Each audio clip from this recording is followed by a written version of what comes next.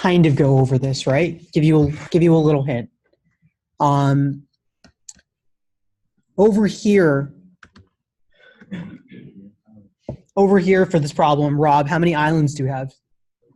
How many islands do we have? Rob's row. 1. Good. Right. Oh well, yeah. The island has different has a certain number of units of land, but there's one island. So the way an island is determined is any connected piece of land, right? Top, bottom, left, right. So there's one island over here, right? Well, what do the zeros represent, Juthika? Water. And then is this entire land mass surrounded by water or land? Water, right? Because in the thing it said, you may assume all 4 edges of the grid are all surrounded by water. So this is the grid, and we're assuming that this entire grid is surrounded by water. So zeros. And there's one island in this example right here. And then down here, how many islands are here in this example? 3, right? So we have an island right here. And it's interesting, if a piece of land is diagonally connected, it's not really connected according to this example, according to this problem. So we have an island right here. Here, let me annotate this.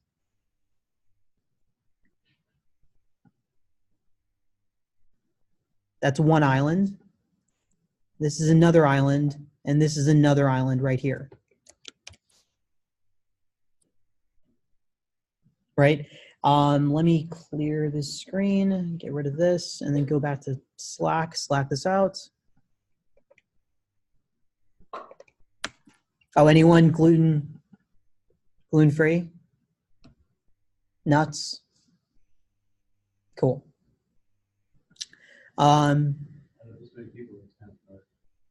No, yeah, surprising. Yeah.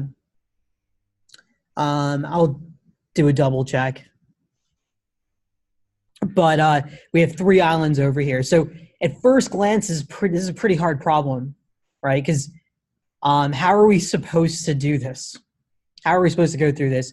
Well, you have to kind of reimagine the input. I wish they kind of gave it to you inside of an array form. So the way it would kind of work is you would have 2 test inputs, right? So you'd have this test input right here. So it's an array of arrays, right? So if you want to get to this element right here, you have to do double for loop, right? You have to do double for loop.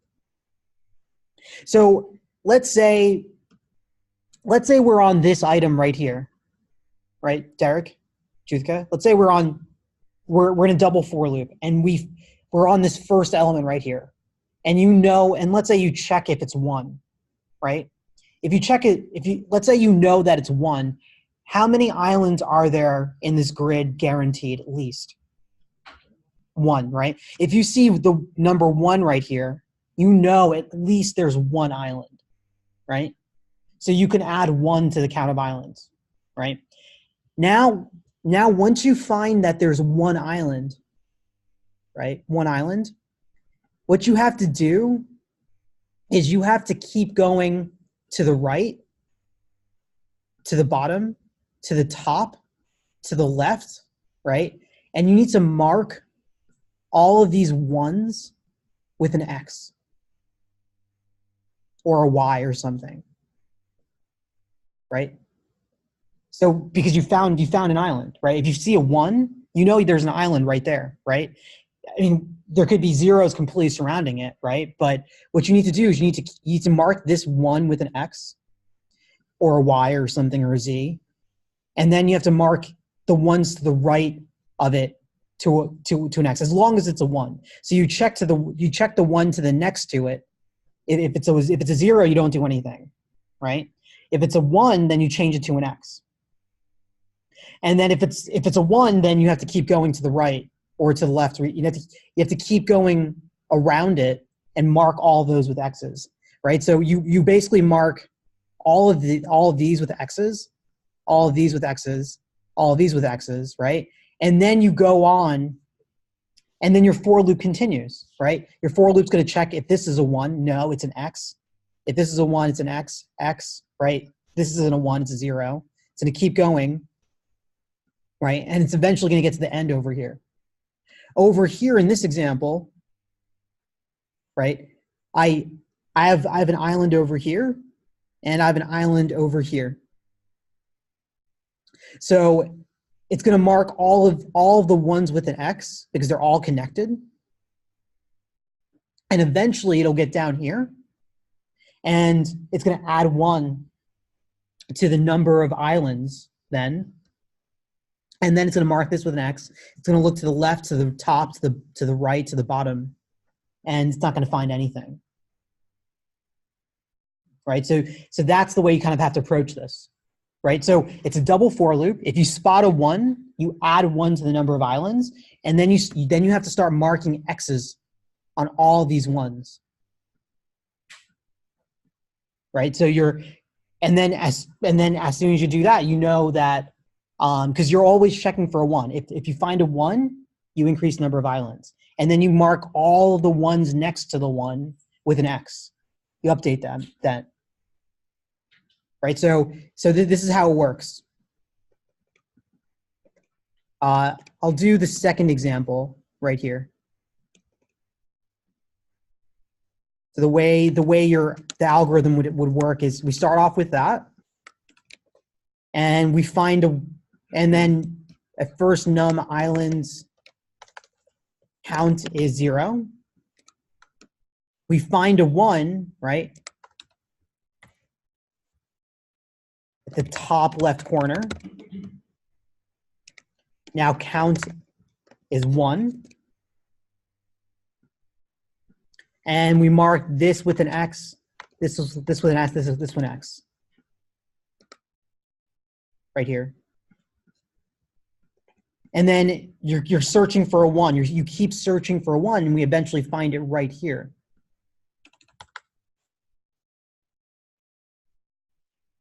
And we find a 1 at, let's say, I equals 2 and J equals 2. Right, this is I2, this is 2, 2. Right, this is 0, 0. Let me put that over here. We find a 1 at the top left corner when I equals 0. I equals 0 is the first for loop. J equals 0 is the second for loop. And so over here, now the count is 2, right? Because we found a 1 right here, and we mark that with an X, and we look to the top, to the left, to the right, to the bottom. They're all 0, so there's nothing left to do. And then we keep iterating through. We're looking for 1s, right? In our for loop, we eventually find a 1 right here. And what's the coordinate of this 1 right here? 3, 3, 0, 1, 2, 3, excellent. And then 0, 1, 2, 3, excellent. And we increase the count to 3, and we mark this with an X, and we look to the right, to the top, to the bottom, to the, everything, and we mark that with an X right there. And then we're done with our for loop. We return the count.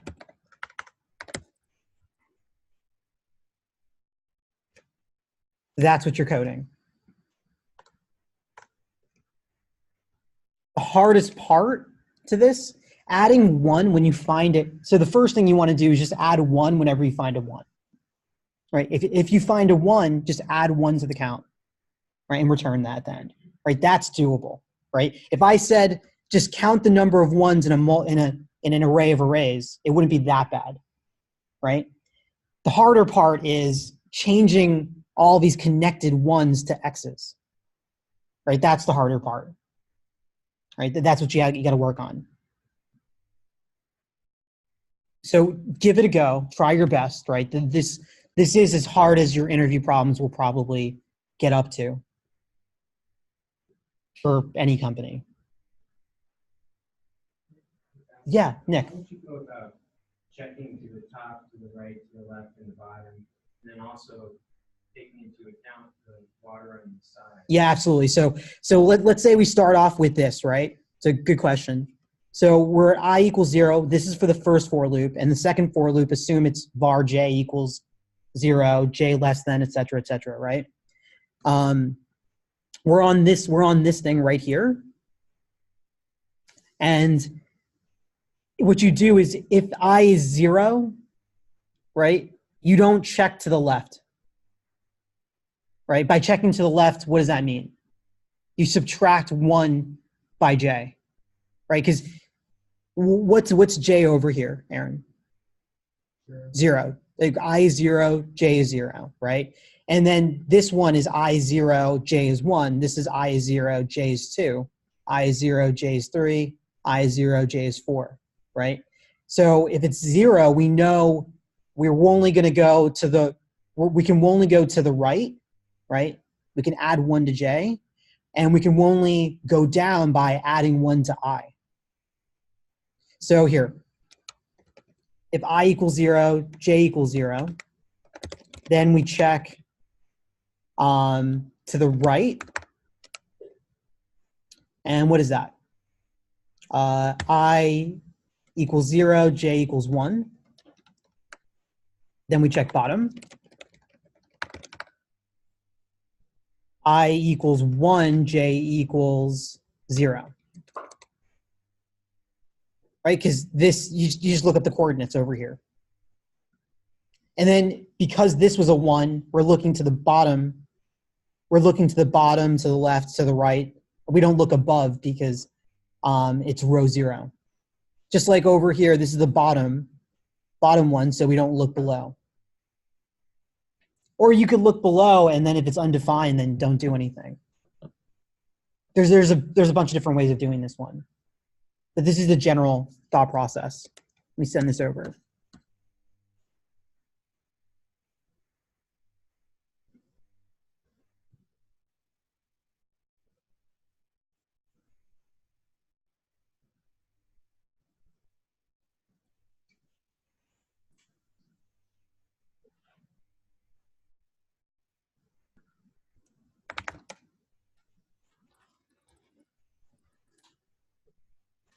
We'll do 15 minutes. Try to get your thought process down a little bit.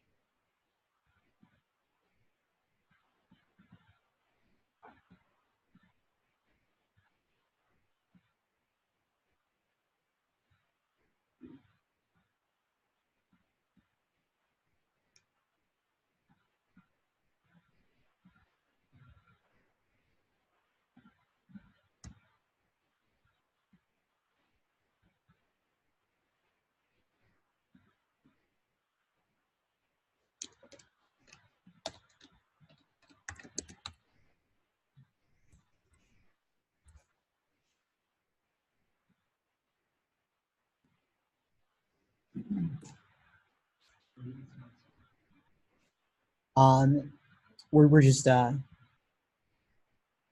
doing something with React Router. I just happen to use Spotify for it, so it just gets like 30-second previews of some songs based on the artist and song that you put in. I think no, based on the song you put in. I don't actually use the artist, even though it looks like I do. I just need a Spotify ID and secret though. Let's see. Start.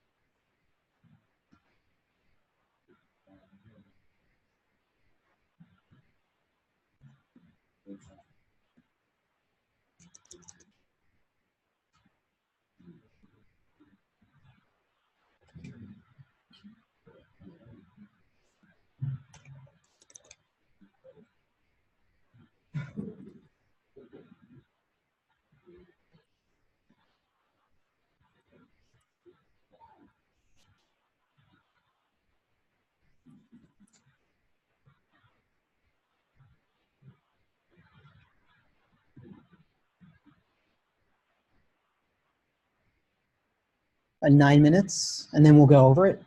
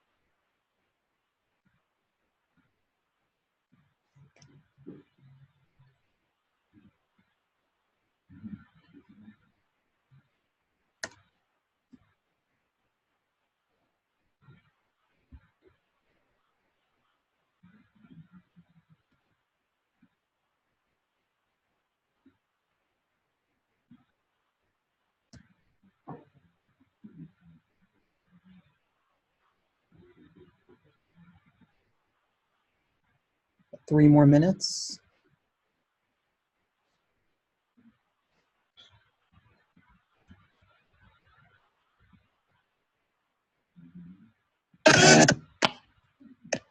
Oh man, my audio is so cracked.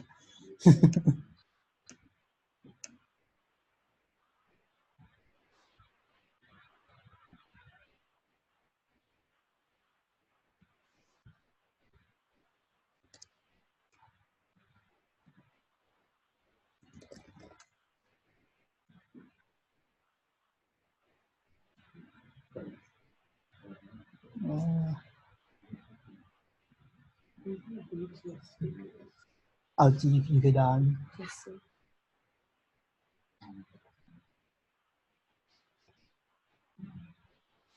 thank you so much for helping. I just turn off the audio, just like.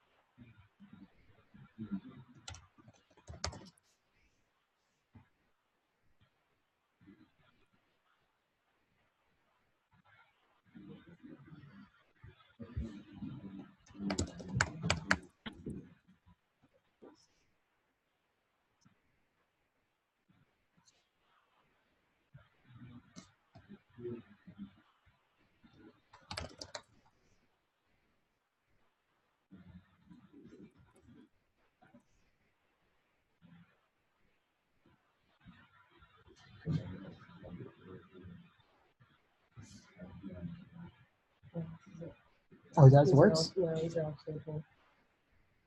Oh, okay. Thought we were. This is a soundbar. That's okay. Thanks for trying.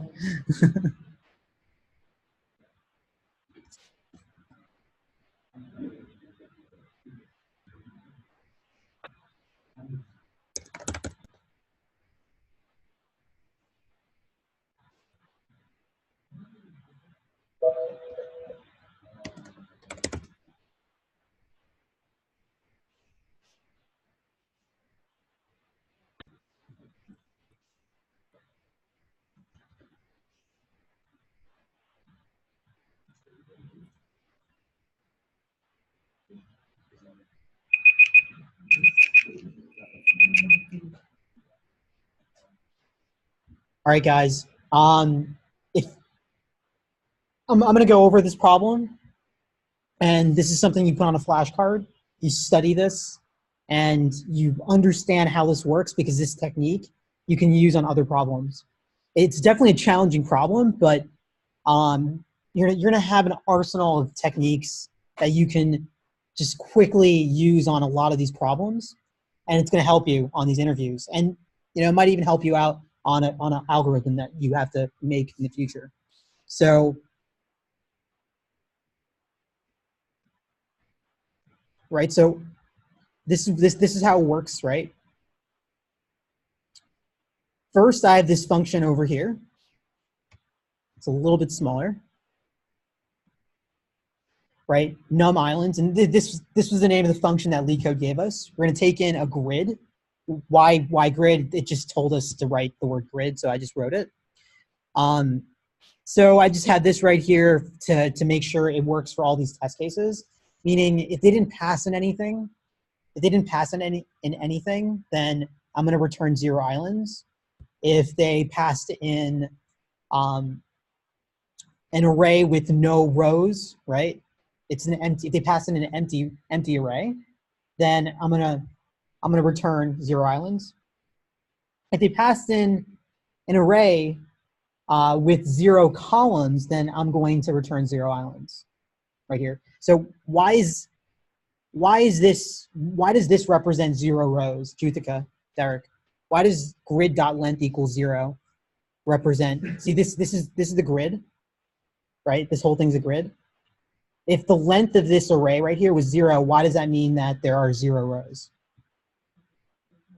Because there's no rows inside. Because this is the first row, right? Second row, third row, fourth row. So if there are no rows, then there are 0 islands. Okay, so what about this right here? This is a little bit more confusing to look at. Let's go, Aaron Laban. Why does this represent 0 columns? Grid 0.length equals 0. This right here. Why does this represent 0 columns? Basically, that 0 represents the first row. Mm-hmm. And if, Yeah, you're right. It's the length of that is 0. Haven's exactly right. Grid 0 represents, Haven said the grid 0 represents the first row. And he said that if the length of that is 0, then there are no columns in there. So essentially, we're just making sure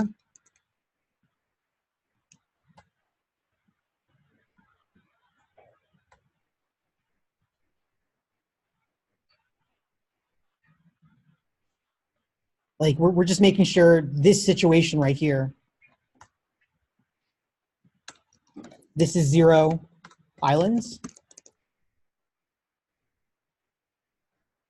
This is 0 islands.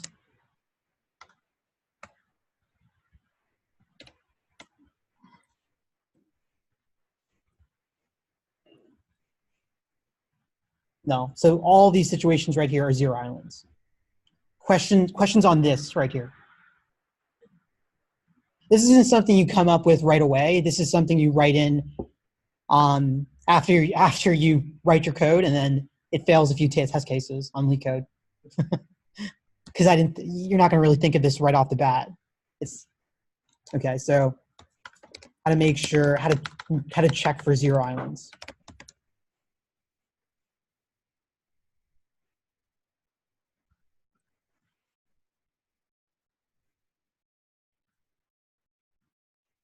Okay, so that was that part right there in the function.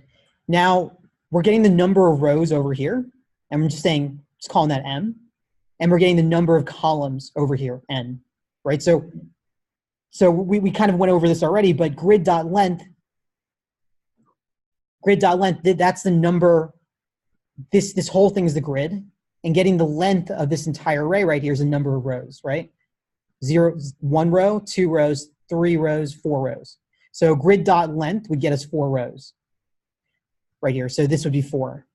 Grid 0.length is going to get us the first row and the length of the first row. So that's going to get us the columns, right? So this is 0, grid 0, as Haven mentioned. And then we're getting the length of this. So 1, 2, 3, 4, 5. 5 columns right there. So this alone is something great to be able to understand, right? This alone can help speed up your thinking process for certain problems. If you can get the number of rows and columns on a grid really quickly, right? That's very helpful right there. Now we're going to start counting the number of islands, right?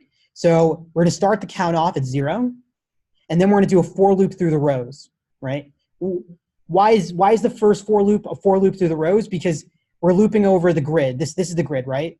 We're going to loop over this one, then this one, then this one, then this one. So we're looping over the rows. The second for loop is going to loop over the columns, right? Each item right here. So we're looping over the columns. And with I and j, with the row and the column number, we can get the item, right? If we have just the column number, we can't really get the item. But if we just have the row number, we can't get the item. But if we have the row number and the column number, we can get the item. That's why you need that double for loop over here. I and then j, right? And so over here, if you see a 1, we're just going to increase the number of islands by 1, right? We already said that if you see a 1, guaranteed there's 1 island at least, right? So we're going to add 1 to the islands, right? And then what we're going to do is I'm going to call this merge function. This is going to update that entire that island to be a bunch of x's, right? And then the next time we see a 1, it's definitely an island. The next time we see a 1, then it's an island. So let's take a look at this merge function down below. So this was the hard part, right? This merge function. This stuff was hard, but it wasn't that bad, right? This is hard, but not that bad. This merge function's a little bit difficult, right? Updating everything to x's. So over here, I'm passing the grid and I and j, right? Why am I passing I and j over here? Anyone? It's if I don't have I and j, then I don't know what part I'm on, right? I could be on this one. I could be on this one. Like with I and j, I know exactly which item I'm on, right? Because if I'm on this right here, this is a different island than this one right here, right? Because this island's like right here, and this island's right here. So we need to know where we are on the grid. So once we have I and j and the grid, right? We're just recalculating m and n over here using the grid. I could have passed in m and n also over here instead of recalculating it, but that's okay. I mean, well, I can just change it up. M and n. There we go. So I don't have to redo it. And then this line right here, right? This is making sure that this line right here is making sure that we're not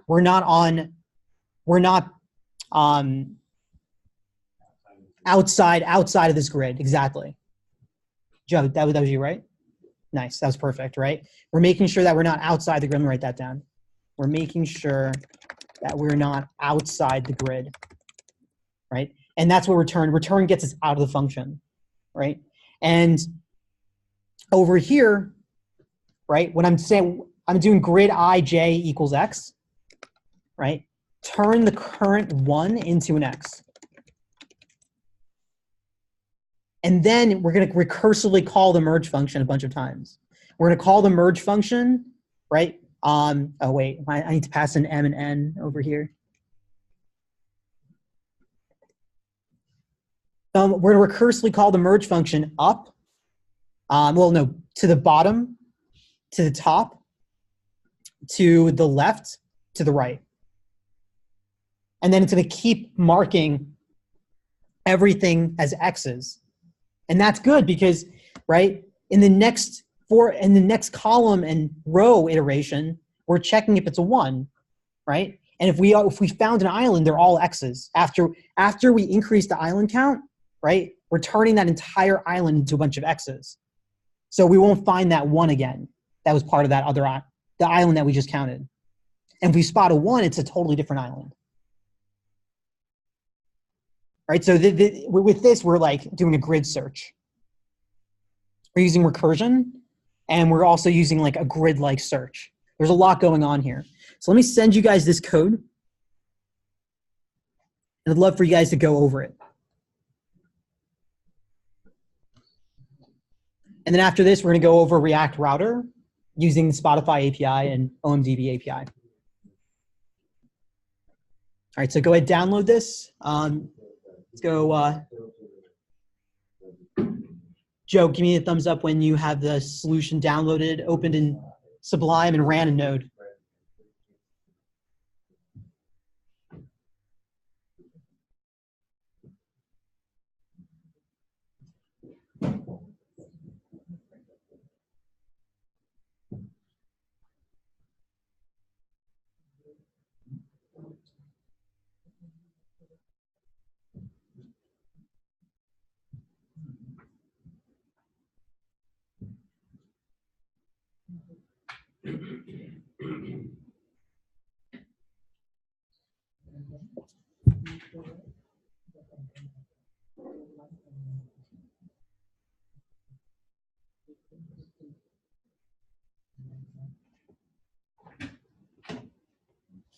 So I'll give you guys 15 minutes to go through it with your partners. And go through it line by line if you can.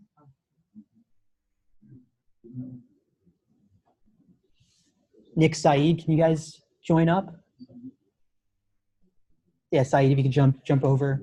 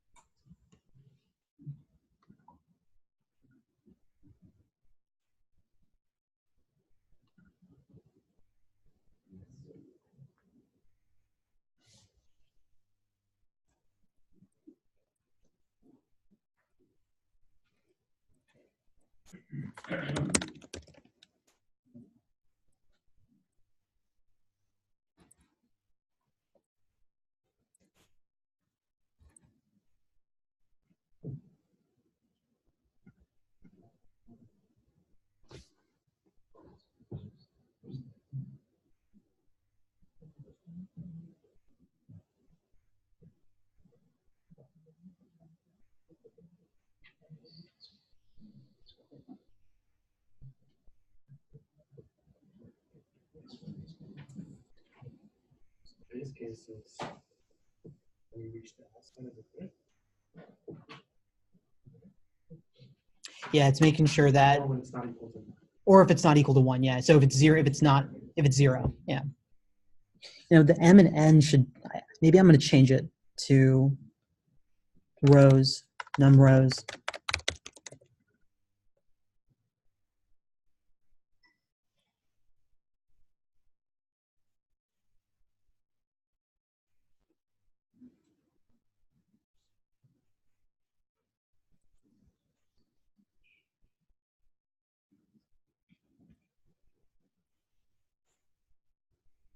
A little bit easier to understand.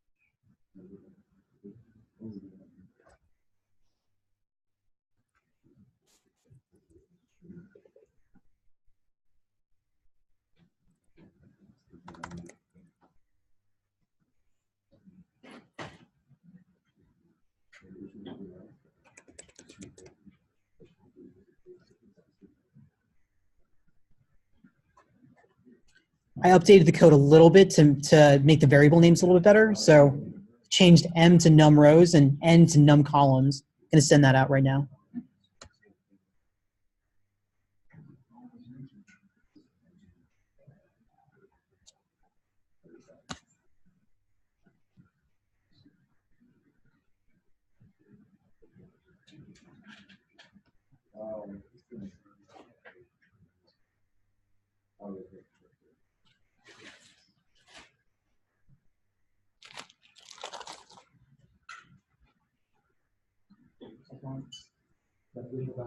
Yeah, it's pretty good. Yeah, it's like got a Japanese flavor to it. It's rice. Rice with seaweed.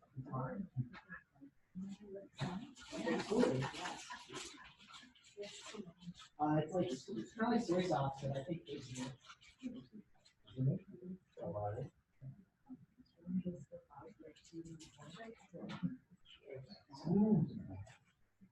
right. It's great.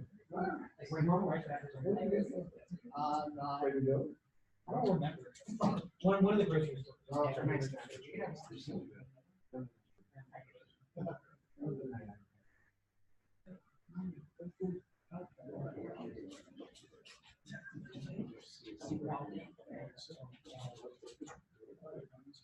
I heard you were passing that. Yeah, so like,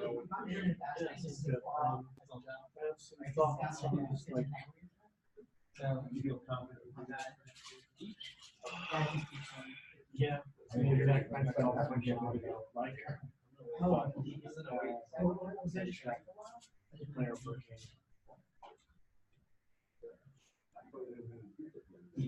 I got these. No.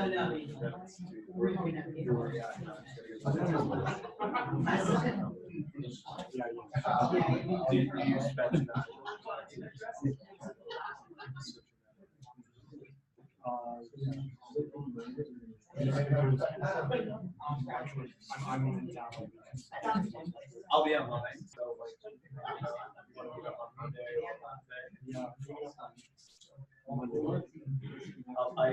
I get back in town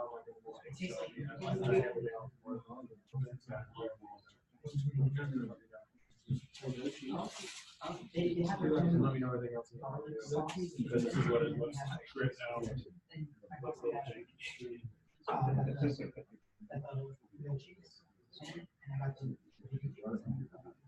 She tries. She normally doesn't like.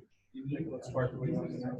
I don't like the Is that any suggestions you have? No, I was thinking kind of. and then when I went to school, it's hard to get accents. So I would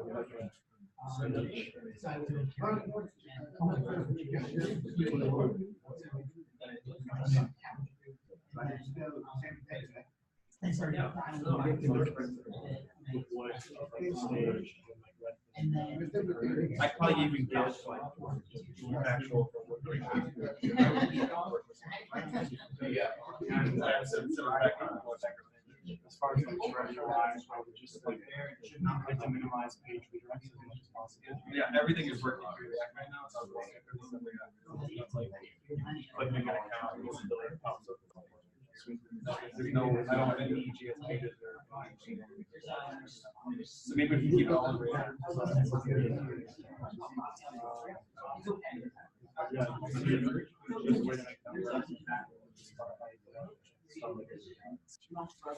If you can get the calls working, I can. I'm getting better at converting.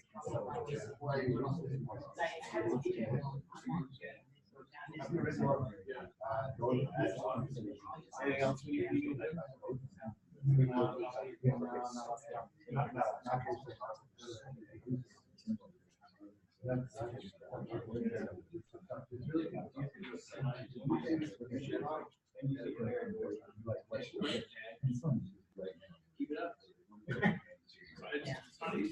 No, I mean it's definitely hard because it's more like something that you're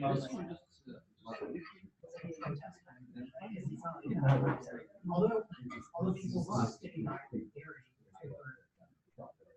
You know what you're doing.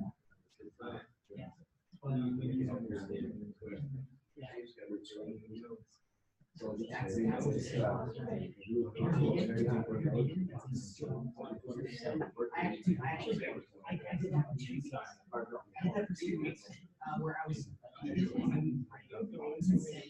you just see vegetables and seeds. Vegetables and seeds.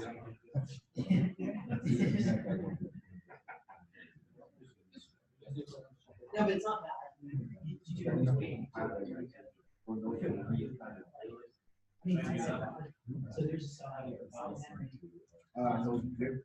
on Netflix. It's also brand new.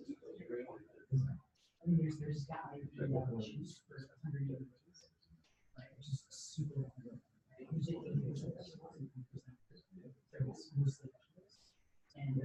should see that there. It's insane for change. Because he was on a lot of like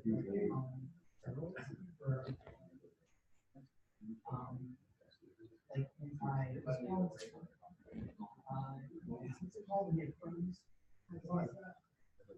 Inflammation is easily caused by inflammation, right? And so he was on the doctor. He was just juicing. Yeah, it was basically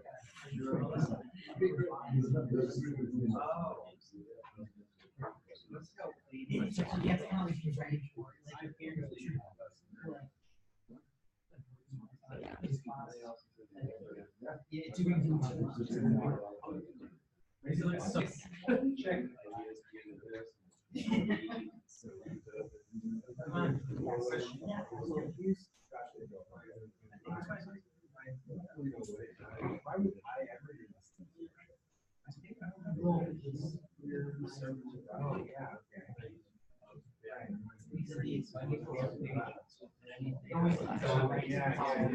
What about I greater than that? You should take a look at Or sorry,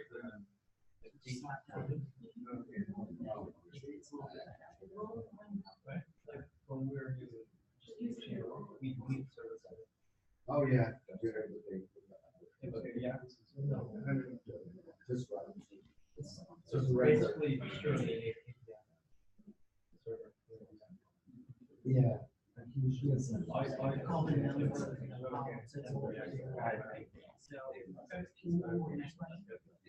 I was wondering.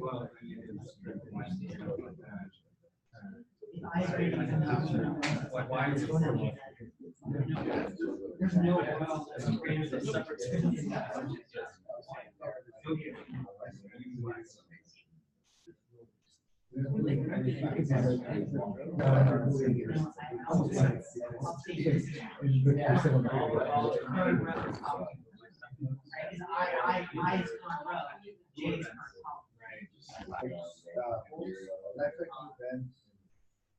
So the current column is greater than number of rows. You should check that. Right. The current column is greater than number of It only updates.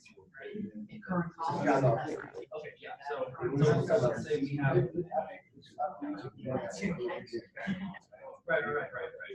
That. Like, okay, let's say I have.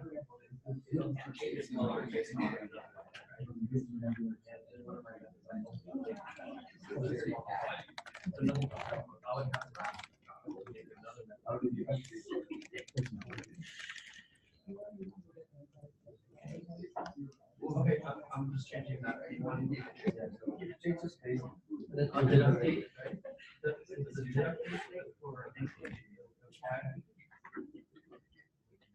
So you know the whole point of that page? like every time we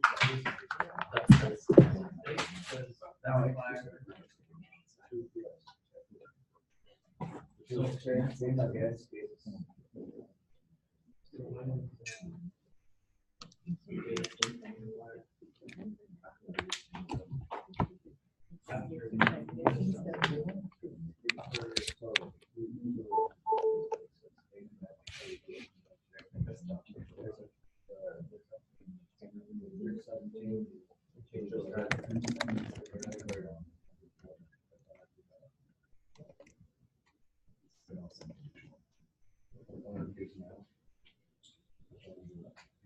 And I fucked that up.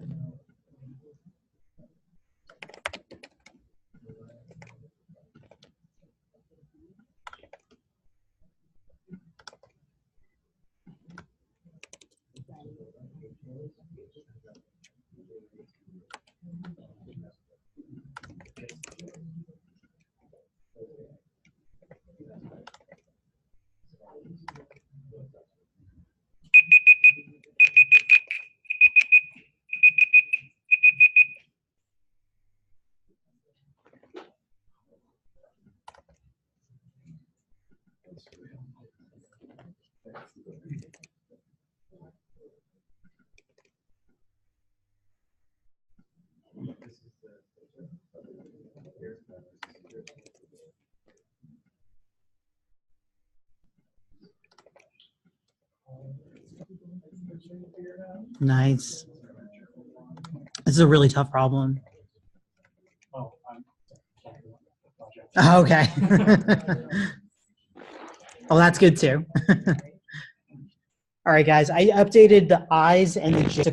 So I updated the I over here in the first for loop to current row, right? And then I updated the second to the J in the second for loop to current column. So it's a little bit easier to understand what's going on over here now. In this, I'll just send out this code now. I'll send out all the code at the end of class too. Okay. And what I want to do is I want to get this app set up for everyone before we go on break. But I sent out. I'll just send it out again. Let's see, right here. You download this, unzip it, yarn install in the main folder, go into client, yarn install there. And I want you to, here I'll do yarn install. It's not an extension. Mhm.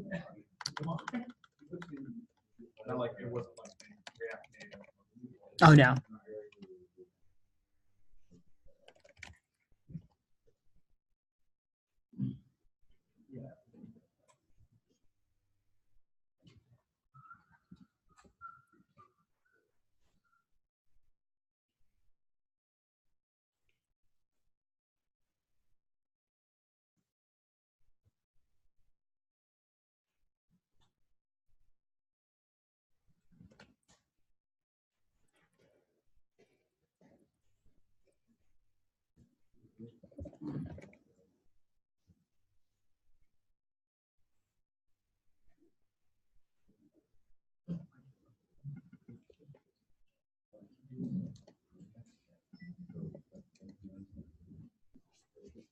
Just running yarn install in the main folder and then yarn install in the client folder, essentially. And you're also going to copy the sample.env file. You're gonna remove the word sample on sample.env, right? Because the reason why that was I can't send a hidden file, a file without a file name. I can't zip that, so that's why I sent it as sample.env. And then in two terminal windows, node.js, and in the client folder, in a separate terminal window, yarn start. And you see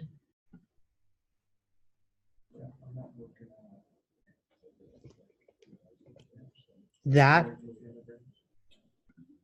for the API and see, this is what you should see.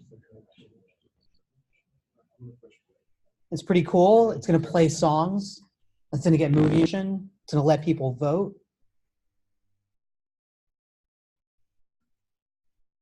I have a special section where we could find songs with your name in it. Let's see if any songs made by Haven. Well, not made by Haven, with the word Haven in it. Or we have Safe Haven. North Haven. Oh wait, we got a Haven song. It's gonna sound bad. Wee banjo 3. It sounds terrible on my computer. Damn it. Wait, do I have my thing? Oh, I don't have my thing. Damn it.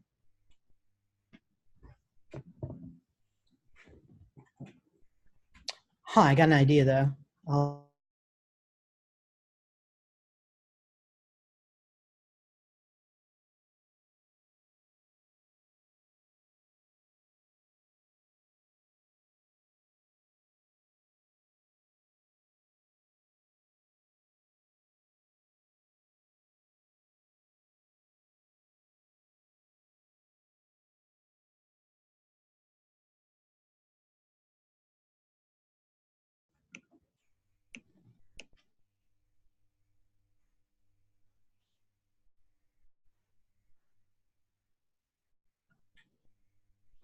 And I'm just gonna wait for Rob.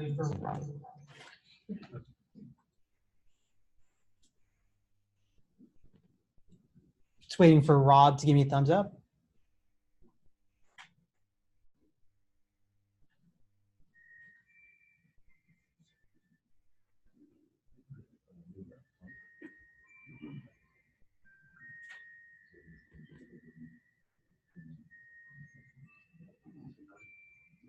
I can do this. Let me You see. put client object for Spotify. Your Spotify client ID.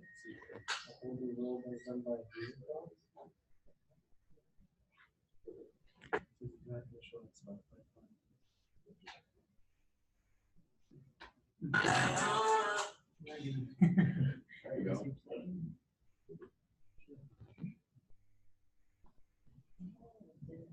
I gotta move. Is it the sample I didn't do? Yeah. One thing. Perfect. What? It's already in use. Oh yeah, I'm sorry, I didn't know that.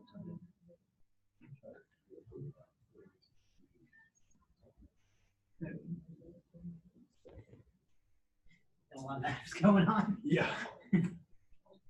You want to turn off the other yarn thing too. Yeah, well, that's what I was doing.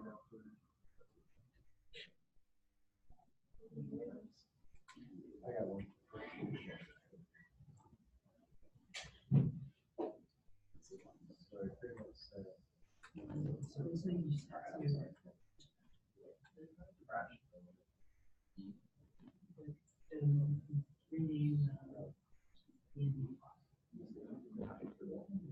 Yes, if you want to take like most of it, everything you've done, everything I done, more fit and stuff like, some of that digital mix. So, yes. Cool. I'm thinking, so it's gonna flow a little bit differently than I originally planned, just based on issues that I've encountered with, buffering. I think, what we're gonna do is each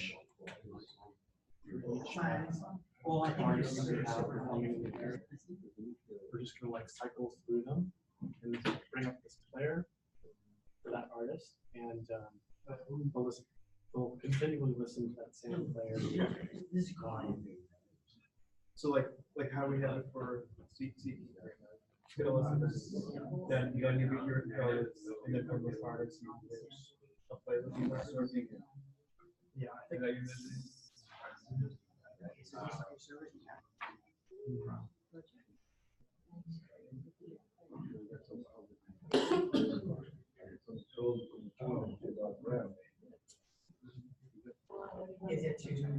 Kind of like that. Yeah, it'll play from the same artist until there's a certain X amount of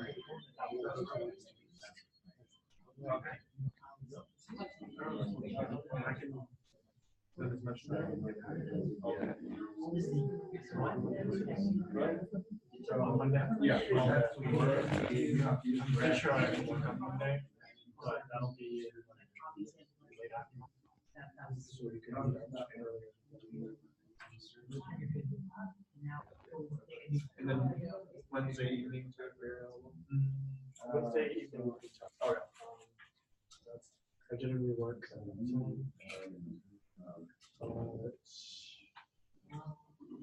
Or we do something during the day on Wednesday, or so you know any final touches for Wednesday nights. Yeah.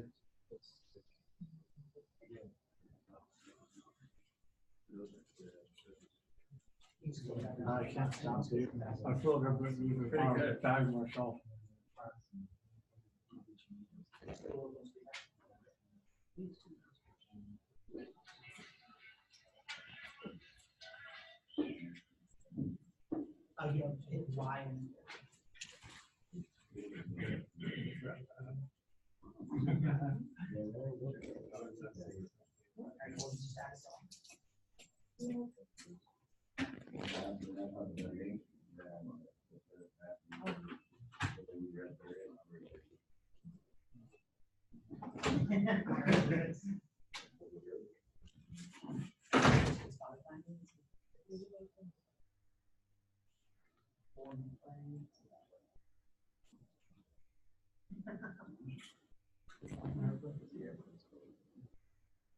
Just trying to find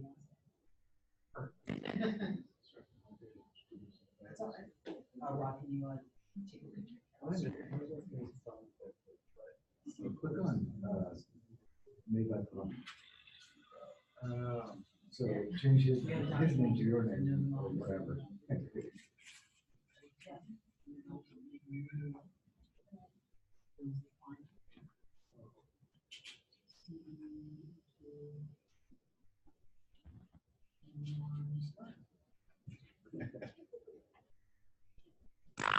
Oh.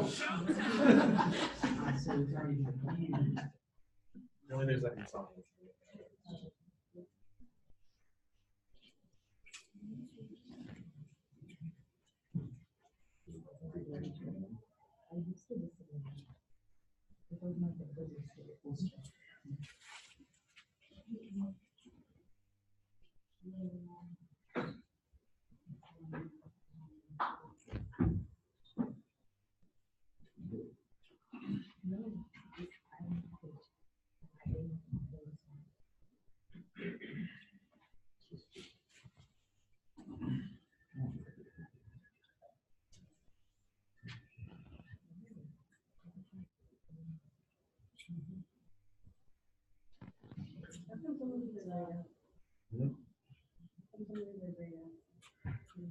I guess there's no, just preview it. Right. So we're just, we're getting. Yeah, but it's fine because I think my whole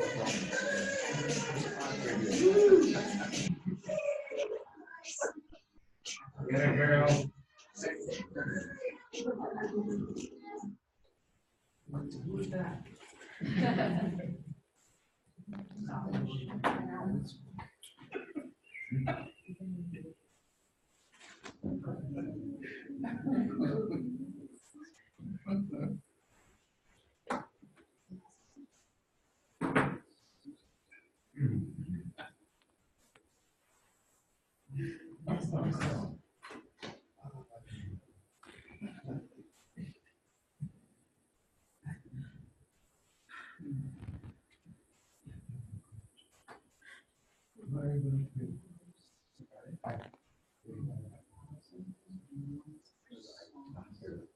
some songs don't like Some songs don't let me. It's just like the play button is just like grayed out. That's all that. Oh, I don't know why. it's like limitations of the song. take that score. I don't know.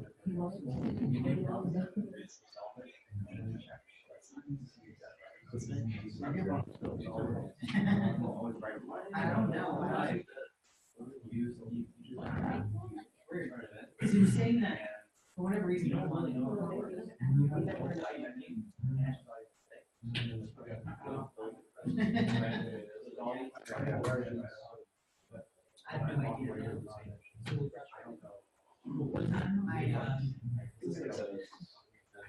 This is every, no. I'm not. But there's layers to it. Oh, I know.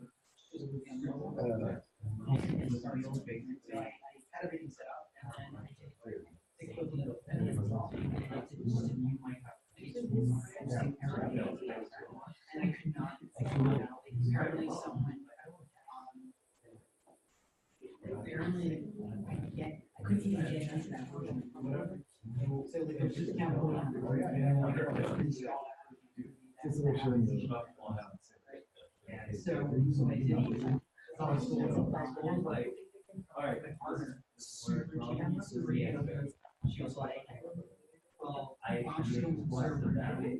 I either get the, no, not surprised. So I got asked it. All right, sorry about that.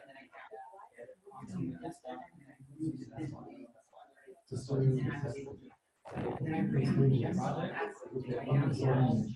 Unless there's like a really close I know I don't even want to get from you guys. I told all that out.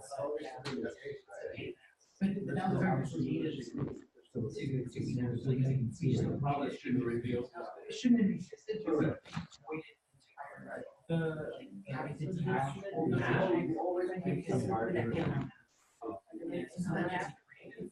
how can I not do this? How can I do so much? Yeah. I noticed that there were a couple This looks good. But I can run it.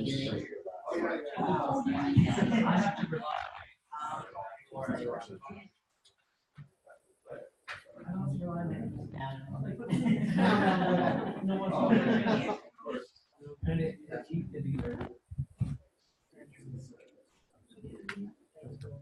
All right, it seems like this is break time now. And when we get back, we're going to do React Router.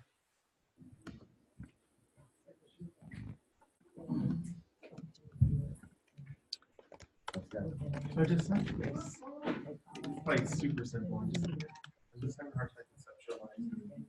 Now that I have this information, so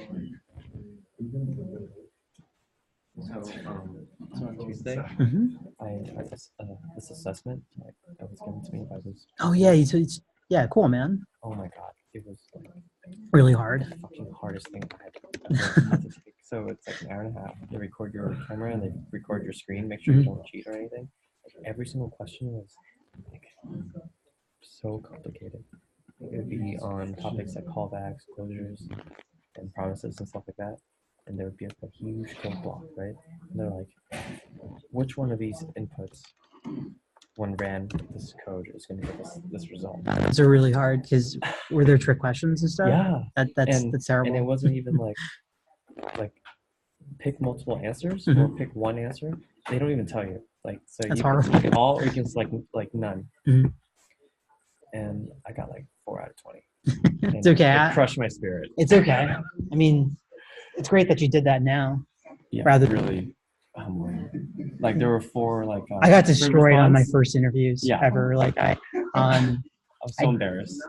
I got annihilated on my first interviews. It was really bad. And then because I didn't even know, I mean, I built a few apps and then I was like, okay, I mean, I interview, so they must have liked the apps that I made. Yeah. And I go on the interview and they were asking me all those questions about design and stuff, and I'm like, what's a design pattern? Yeah. I knew what the topic was gonna be. The day before, I was like, oh, cool. I'll just look up what the promises. All right, here's some easy examples. Look up there. Oh, cool. Here's some easy like 2, 3, 4 liners. I got this. And then they throw me like blocks this big with multiple functions that call each other, and you're supposed to do like 2 minutes. Crazy. Yeah. I don't know how I'm supposed to practice that. Like all the problems that you find online are interview algorithm problems. They're not like multiple choice. Like I got lucky. I just never practiced for like leak code. I mean, there was no leak code when I was like going for jobs and stuff. I had problems that I would do in like a practice book, but anything like the stupid interview problems you saw online. So I mean on the interview. So whenever I saw problems, I was like, great, this is the first time I ever saw this.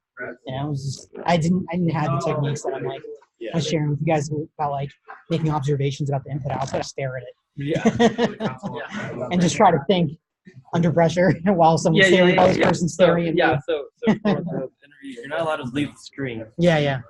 So I'm just there, like I'm stressed out of my mind. Like the longer I stare at this problem, the less it makes sense. Yeah, it fucking It sucks. was worth an hour and a half of my life. Like, Yeah, that's it's why I was it's like, I'm so horrifying. depressed. Horrifying. I gotta throw this away. Accidentally eat this. It's good to have those experiences because it shows you where you're weak in, right? I mean, Probably isn't. someone I know, she just like always aced So her there's one. right? that's She just here never and had. another. She's lucked out. Her skill set was Practice. no. It was the interviews were so Exactly what she, like Exactly. Slumdog Millionaire. it was like Slumdog Millionaire, right? Yeah. Like, in New York, I swear I there are a lot of jobs where they just don't really get too hardcore into any of the stuff that you get quiz on here, right? Because it's not that it's easier; the job's the same. It's just they don't care enough to exclude you if you don't know something that you don't need to know. There are companies there in New York that will exclude you if you don't know those things, but there are a lot of companies that just don't care about doing a leak code problem. Doesn't matter to us because you're going to be designing emails. You're going to be doing HTML, CSS, and JavaScript. Like we need you to be good at that. Yeah. Not this. So like moving forward, I'm like trying to figure out. And there's a lot of companies in the Midwest who don't care about that. Also. Yeah, no, I know. One job here. Yeah. I mean, one of my students, he was in New York to Tennessee for a year and a half, and worked at a company for a year and a half. Are you just after the event? No, he actually that's why he moved to Tennessee for a little while. And another student who moved to Germany. Yeah, for a blockchain position. Not after this boot. It was a I was off word, right? He was like an audience member. Well, for a workshop, I ran a workshop for Block World. We stayed in contact afterwards, and I was helping him. But he went to Germany. If you're open to moving, sky's the limit.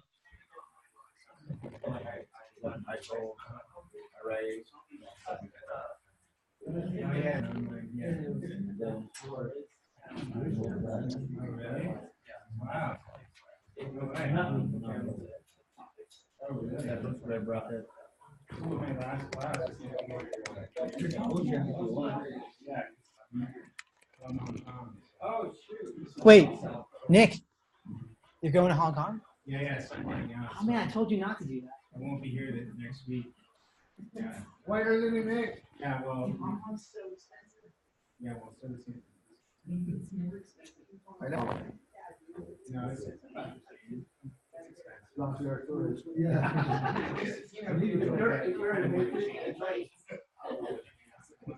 I went up to spend it. So around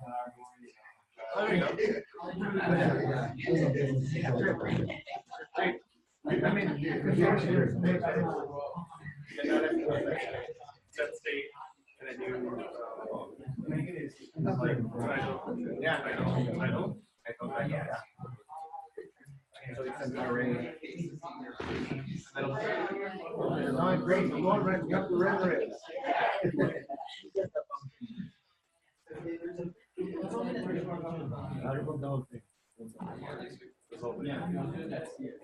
And then I know that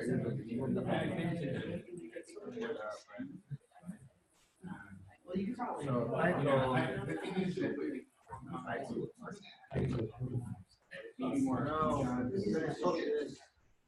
rest, not rest. No, title is your keyword. Value is rest. Whereas in San Francisco, the person next to you. When you're creating an object, Oh, this rest would be so title. yeah. Knows how to do. Right. It moves up. So that's a good comment. It just close. No, just gravitate towards people.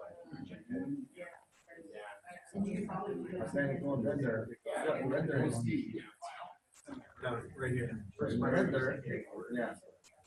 Vendor, title. Do a match. This dot, space dot, title dot map. If I was in New York, I know it's not right, it's just being, yeah. Would you have a body? Wait, because I want a header, I want a footer. Wait, Is that wrong? No, wrong. Is that not the right way to do it? You have already, see an access component. You have this, right? So they're only modifying. It's worth it. I know, but no, it's putting your value here. So you only need a div or you just return div. Don't return a HTML and a body. It's Like, how do I create like essentially if we're trying to make this one page? Yeah. Yeah. How else would I create a footer? Just do divs? Yeah. Or you can name it footer or whatever. But if you open your if you open this one. So your code is somewhere.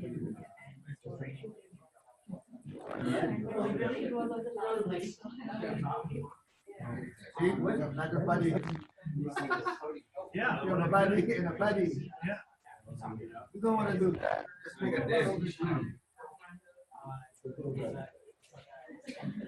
Working, but you don't want to do that because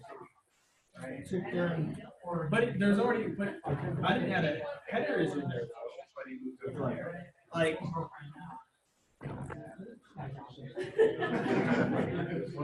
This header. Did I add, or is it already in there? Like you do a header.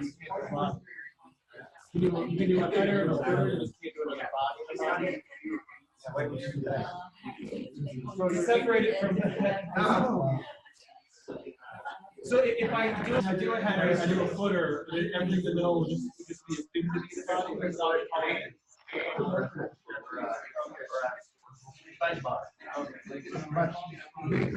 the whole thing is an XML, right? Yeah. There's two parts. The head and the body. You're working on the body. Body and the body. It's like Inception. Oh yeah, but Okay. Well, yeah. yeah, the body. This time, Yeah.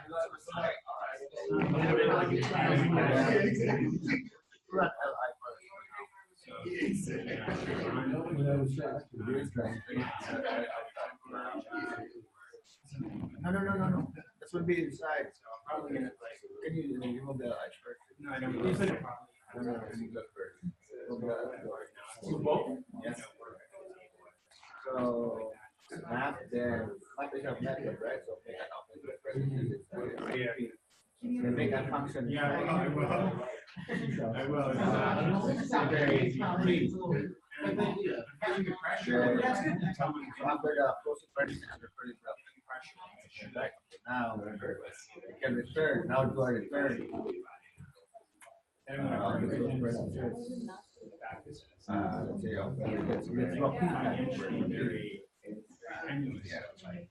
So, right.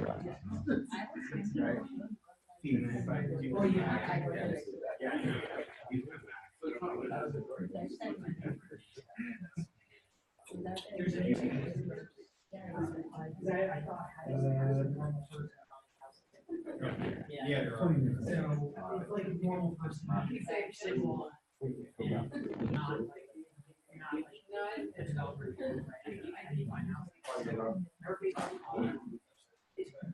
It's your state. I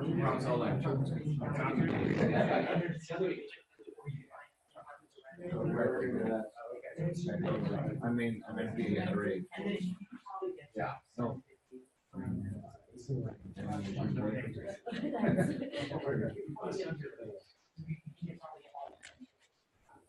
That's all you do. Okay.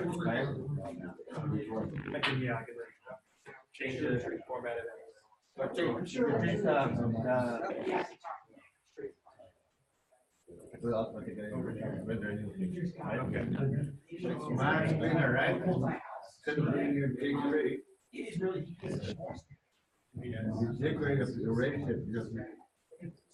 So like if I search another zip code right now, it'll just go to, yeah, it'll just kind of, yeah, that's cool. But maybe there are. Thanks.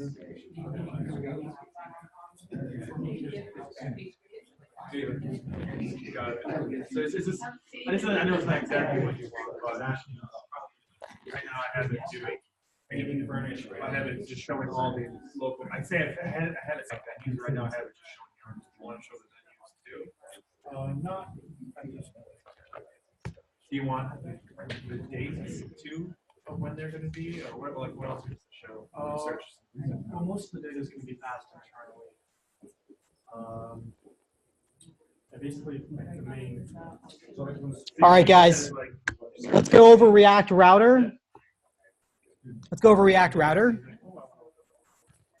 So in this app, right? In this app, we have two, right? We have localhost 3001, and this is basically like a song. It's an Express API, right? It's a Mongo API. We've seen this before. Songs will give us songs, but we have a few extra routes in server.js. I'm using .env to load in the Spotify ID and Spotify into the Spotify package. That's how we're finding the songs and loading in the song information.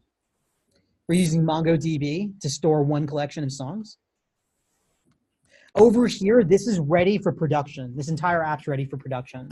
So right here, I'm checking, is a node environment production? If it is, then I want to use the /build folder. And inside the README of this app, it goes through the whole deployment process for React and Node, right? You have to run yarn build, and it's in a special folder called build, right? It's going to compile all the JSX down into a plain zip file. That's what it's going to do, and make an index.html file that will be served. This is for cores, right? We had to do this before, so yeah. So the build, because like it can't in production, it can't read JSX, right? So it just takes all that JSX code and kind of boils it down to one JS file, and then it uses that JS file and the index.html file together for your client side. This is for cores because we have two different ports, right? Port 3.1, port 3000, and port 3000 is trying to get to the API on 3001, so it can't do that unless we open up control. Now I have a bunch of routes. I have song routes. I have a route to insert, get particular song information from the Spotify API, get a particular song from the songs collection. I can update a song. This here is voting, right? This is interesting because if I'm up, then I'm going to increase the votes by 1. If I'm voting down, I'm going to increase the votes by -1, right? Or decrease the vote by 1. I'm doing find and modify, and I'm using the incrementer, incrementer in Mongo. I'm passing votes:1 or votes:-1, right? And this is what you want to do. You don't want to select votes and add 1 to them and then update the votes, because in the time that you do that, votes could have changed, right? And then you would lose votes. So by doing it like by using incrementer for the votes field, you're not going to lose votes by any chance. If you select, find, increase, and then use that increase number to update, you're going to lose votes potentially if people are using your app at the same time. And then we can delete a song right here. And then what this is saying is if none of those routes hit, then just basically serve the index.html file client folder. So that's the server.js file. And so we can do a few things, right? We can add in songs.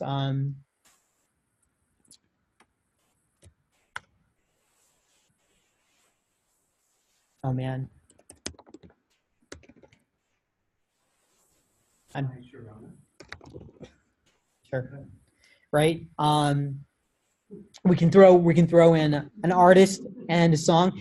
What's funny is this will work because it doesn't use the artist's name. It just uses the song, which is why it's not that accurate. So if you click Spot Me, right, it gets all the My Sharona songs that you have access to from your account. So it works. Right? This is from the Spotify NPM package, and I'm using the audio HTML tag to make those audio things. And then you can vote over here. If I voted, I'm going to vote a little bit down for Jimi Hendrix. It's not so high. Cool. And then if I vote up right here for Destiny's Child, once it goes to 6, see, it auto ranks it. So if I go right above, so see how it changes the positioning of it based on the votes automatically, and it's all real time too.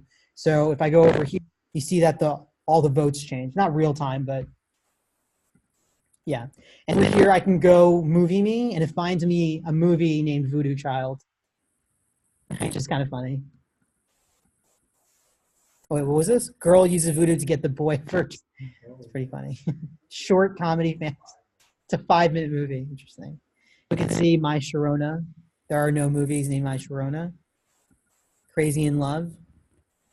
Oh, cool. Interesting. 1992.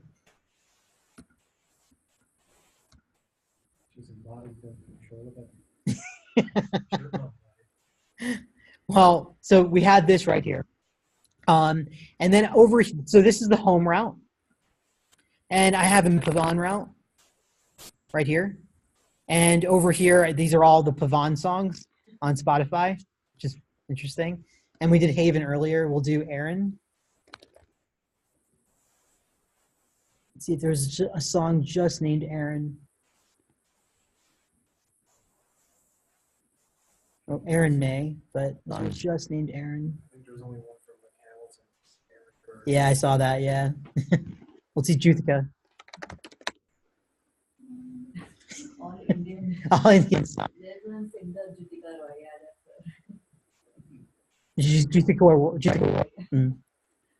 It will be all classical. We could start a metal band and have one song named Juthika. Probably a bunch of songs. Sandy Beach. Clown. Oh, Sanday. Nice. Right, so we have two different routes over here. We have the home route and we have this route right here. And what's interesting is if I change the URL right here, Rob, right, so whatever value I put in here, that's what I'm using over here. I'm loading Rob right into the state. Oh, wow, Santana, Rob. Okay, there we go. Remember that song? Yeah. I wonder what Santana. Interesting. But we're using this URL parameter into state. Take a look at what's doing that. In the client folder, in the SRC folder, I'm going to go into index.c. So this is a little bit different than what we're used to. What we're used to is we import the app component and we render the app component on the element with an ID of root in the public index.html file. That's what happens in all of the apps that we went over so far. Because we have some routes, some client-side routes, right? So the routes that we just saw, they're on React side, they're not on Express's side. And so we have a special component called home that has all the routes. And I'm using two things here to do that. I'm using React-DOM and React-Router-DOM to make routes in React. You need these two packages over here to make the routes in React. So I'm going to go open up the home.js file. And so this is how I'm doing my routes in React, right? This right here. I'm using the router component. And in the router component, it's so weird. I have a div tag, and I have a div tag right here. And inside that div tag, I'm rendering the navigation. And over here, I have a few routes that I'm establishing. So I have when I go to the base location, localhost 3001, it's going to render the app component. And when I go to names:name, it's going to render the name component. Right? So before it, we'll do /name/Derek.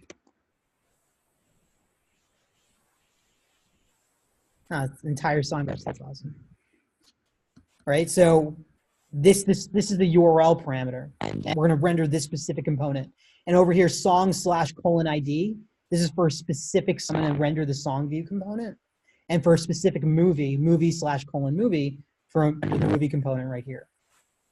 Right. So if we take a little bit deeper dive here, name/:name, we just take a look at the name component that we imported on line 9. So I look at the name component over here. And over here in state, I have two things. I have name and Spotify data. Name and Spotify data. So over here, component, what's this component did mount to? Rob, Joe, William, Carol. What's this component did mount to? And Nick and Saeed. The page is loaded. Yeah, exactly. It's like document.ready, right? When the component is on the page, then run this code. So JSX has been put onto the page, then run this code. So what we're going to do over here is this right here. This is the most important part. Okay? This code right here and this home.js page is the most important today's lesson, right? Because this is how we make routes in React. So you don't need Express to make routes in React, which is pretty cool. The one issue is they're not real routes, right? They have trouble getting ranked on searches, whereas Express routes are real routes, and they won't have any trouble getting ranked on search engines. So that's a difference. So as I said before, if you have pages URLs that the user does not have to log to, then Express is good for those. And if you have routes where the user is logged already, you can use React for that, right? Because if the user has to log in to see a page, it's not going to get ranked on Google. You're not going to be worried about that. So if it's an internal page, you can use React Router. If it's an X page, right, something that they don't have to log in for, use Express for that. So these are our routes in React. And then over here, I'm getting the name parameter from here, right? I'm getting whatever was in the URL after /names. So local 2001/name/Rob, if that's what we put in our URL, the view of this.props.match.params.name is going to be Rob. And so what we're doing over here on this line is we're setting name to be Rob right here, because the URL said localhost 3001/name/Rob. And when that's done, when that state is done, we're going to load the Spotify information in. I'm going to pass the name to this function called load Spotify information. And the reason I'm passing name twice is because I'm passing name in for the artist and passing name in for the song also. And after that's done, I'm going to load Spotify data with whatever was returned from this function right here. And this function we imported songservice.js in the lib folder, right? And that's just that's a call that we've seen before. So right here, let's make a whole new route right now. We'll do test : name :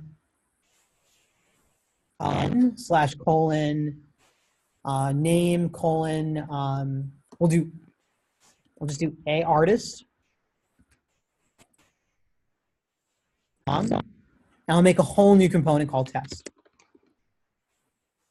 I'll import test from test.js. So I'll make a file called test.js now. And I'll copy over,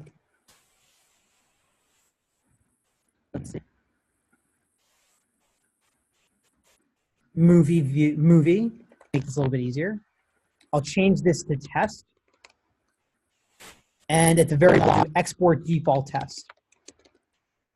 Right, the reason why I'm doing default is because I have no curly brackets around this. If I had curly brackets around, I don't have to put the word default, right? And typically when you're exporting one component, you're gonna just export default. That's it, because it's the only thing inside.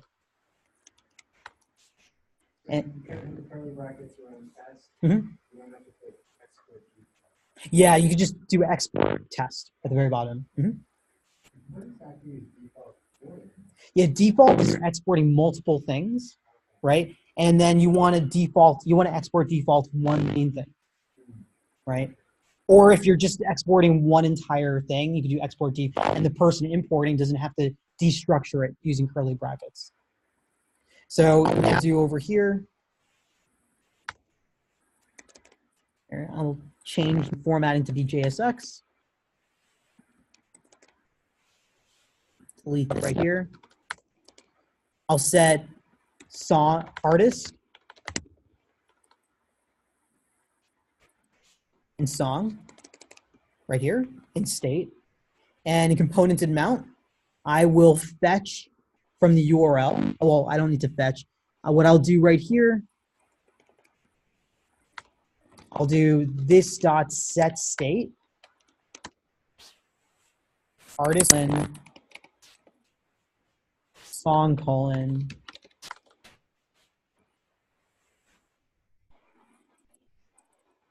right, because we're gonna get this from this right here in the URL, and we're gonna get song from this in the URL. Actually, I'll just change it to artist and song, just so you could see where everything's coming from. It's a little bit easier when you take a look at this later. And now what I'll do on the bottom right here, I'll do this dots. Oh no, I'll do brackets. I'll do this dot state dot artist dot split dot reverse dot join.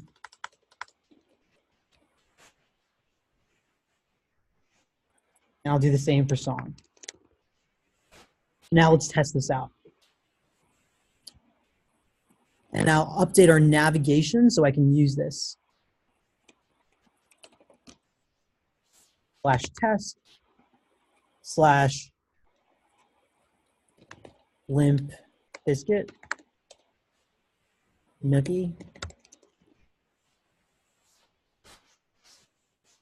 Can't believe I liked this song a long time ago.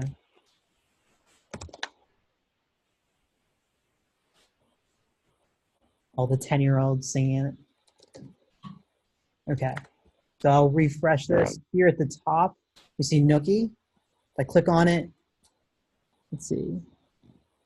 The plus sign, interesting, the plus sign didn't get converted over. There we go. I don't know. Let's click Nookie again, okay. And if I change it up, right, so we do another band, Clash.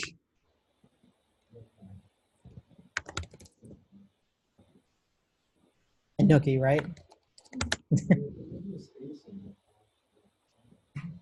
Yeah, it wasn't taking it, so I was like, whatever. %20, you're right. So let's see, over here in test, I could put a line break right here between the two. There we go. Perfect. And let's do %20. Let's see if that worked. You're right, %20. Cool. So how did this work? When the component was mounted, meaning when this code was displayed on the screen, it's going to set the state of artist and song. So it's going to grab tis from the URL and son from the URL. So artist is the first thing after /test. and son is this thing after artist in the URL, just like Express. Questions on React Router? Well, I don't even understand why you would use it as opposed to regular routes. Yeah. So the main reason is if you wanted to display a component on a certain route, right? If you wanted to do that, you can't do that with Express. If you wanted to be like, I want to put this component on this specific right here, you can't easily do that with Express, right? So that's where he's React Router instead. There is something called next.js that's popping up. It's similar to this whole thing. You guys can take a look at it. I haven't gotten around to looking at next.js, but it's similar to React Router. I've seen it on LinkedIn. I'm not LinkedIn, on Indeed when I was looking through jobs for students. Server-side rendering? So you don't have to have Express at all with next.js. It depends. Sometimes,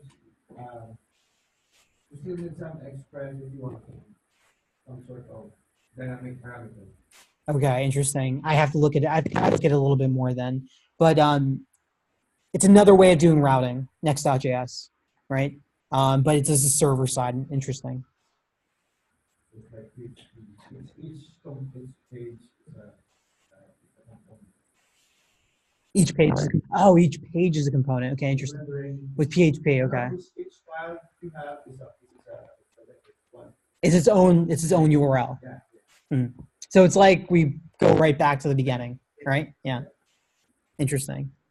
But okay, so Nick, can you explain when you would use React Router? Yeah, I guess you would use it, say, on a landing page, for instance, or if you want to display one component based on whatever URL is, whatever's passed as a parameter URL. That was pretty good, right? But I wouldn't say landing page. If it's a landing page, then I would definitely use, right? Because if it's a landing page, ranking on Google is important, right? Because the landing page is there for conversion. If it's an internal page after they've logged in, that you want to display a certain component on a certain route, that's where React Router is really good, right? Otherwise, if you don't have React Router, your entire app's on one page, right? Fine, it's a single page app, right? That's React's really good for that, and people like that about React. But if you wanted to be like, I wanted some of this on another route, you can't really do that with that React Router. And those are good for internal pages. Big log, Mhm. you know, is it that you can conditionally display one component or another for your internal purposes? Yeah. Mm-hmm. Okay. So conditionally, you know, if they're an admin, you could display one component. If they're a red user, then you can display a different component, kind of thing. Exactly. Okay. You could have an admin route with an admin dashboard if you wanted to. Okay, so let me send you guys the updated home and test. So you just copy these files into the components folder.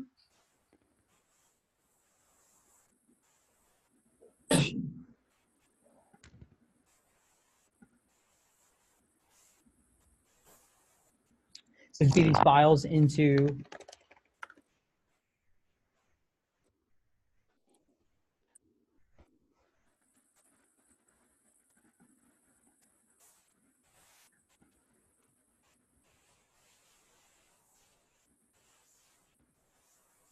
and Derek Juthka, just give me a thumbs up when you've done that. Oh, I just realized I need to give you the nav too. You just drag them into the root to your React Router. You want to drag them into the components folder, the client components folder. Should we make a components folder? You should already have a components folder inside your client folder. Inside source. Oh, it's an SRC. I'm sorry.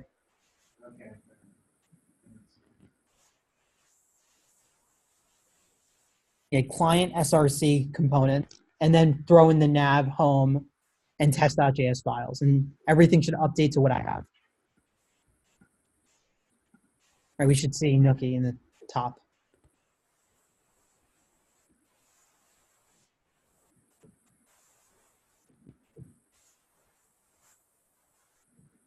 Did you got it? Okay, cool.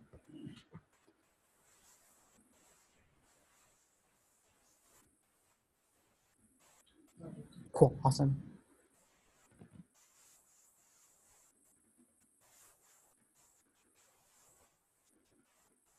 All right, cool. So we'll do 10 minutes. I'd like you guys take a look at the routes and go over that. Just go over how the home.js file and how that works with all the individual components. JS and this.props.match .params. Let's see if I can hide the view layout.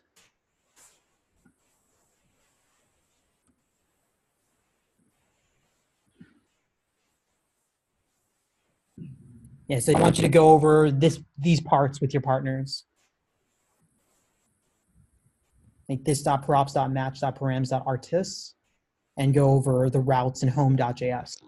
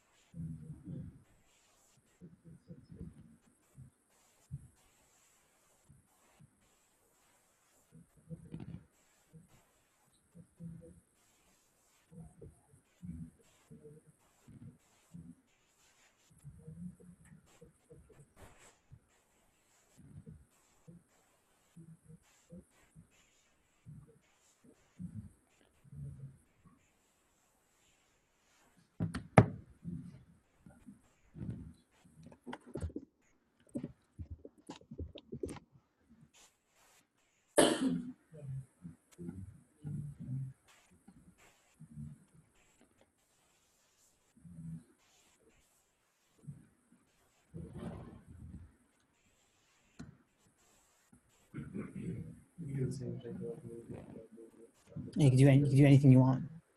Yeah, you could just add the / colon or param you want. Like even on this that's a regular song. Oh, that's what you're saying. Yeah, you could make them. You could put into the state. Yeah, exactly. You could just grab param, set new things into the state.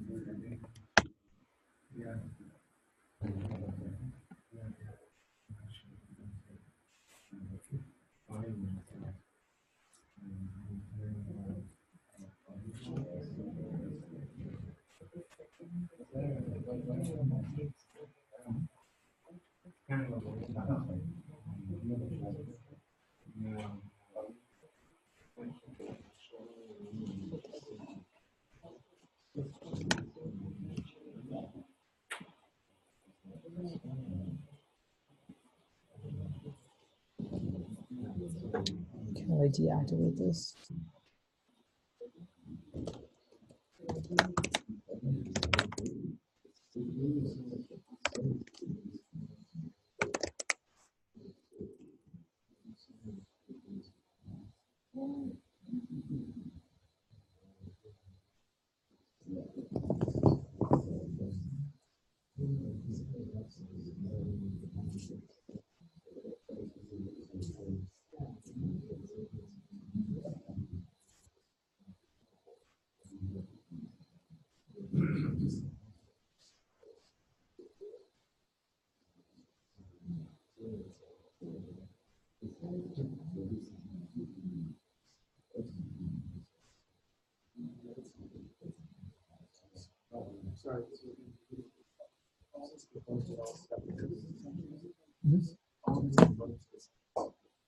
Yeah. But you could use two components on one page if you wanted to.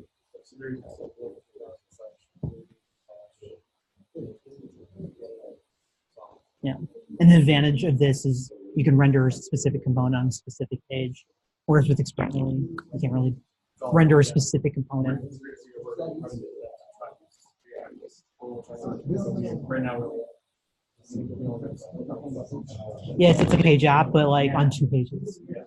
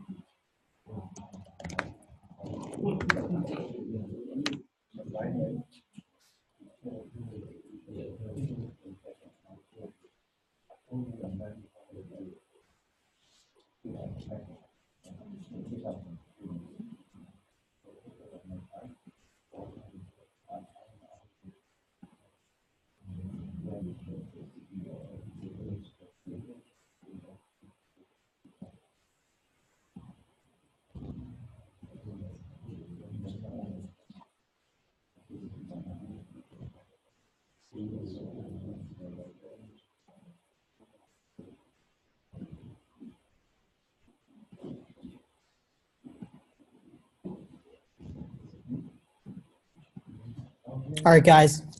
That much time left right now, but I want to just do a little intro for Tuesday. So for Tuesday, we're gonna go over two things. We're gonna go over Redux, or we're gonna do an introduction to Redux, which is like a state management library, I guess, state management library. You don't have to use it with React, but a lot of people use it with React, so I'll show you how to integrate it with React. And then I'm also going to go through a bit of Python and Flask and basics of machine learning, which to implement isn't that bad. So now that you've tried out Express, there's a few frameworks you would be really good at in other languages. One is Sinatra. Sinatra and Express framework in Ruby. Ruby's a lot simpler than Node. Like much, much simpler, because Ruby's top down. So this line runs, this line runs, this line runs. And over here, you have whatever is last in a Ruby function is returned automatically. So you don't have a return in front of it. So over here, what does this code do? Roger. Oh, well.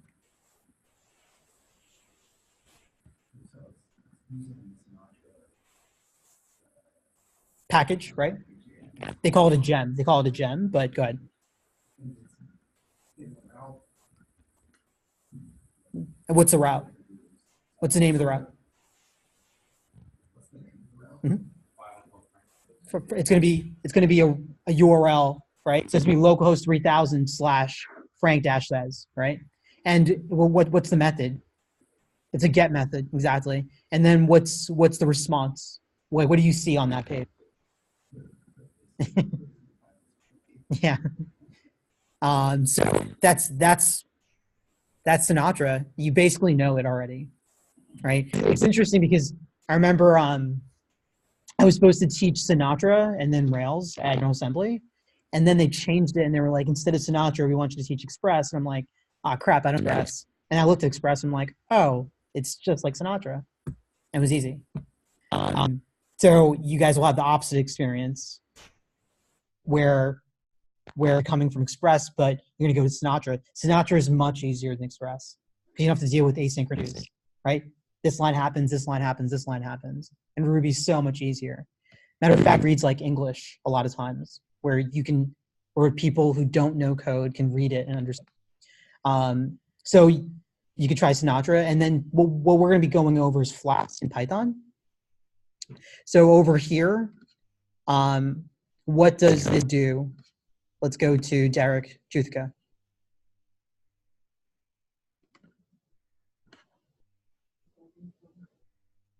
So we're importing Flask, right? From the Flask like package. We start up app, right? Which is kind of like, remember the express function? Like we execute the express function that we require. And then over here, what are we doing?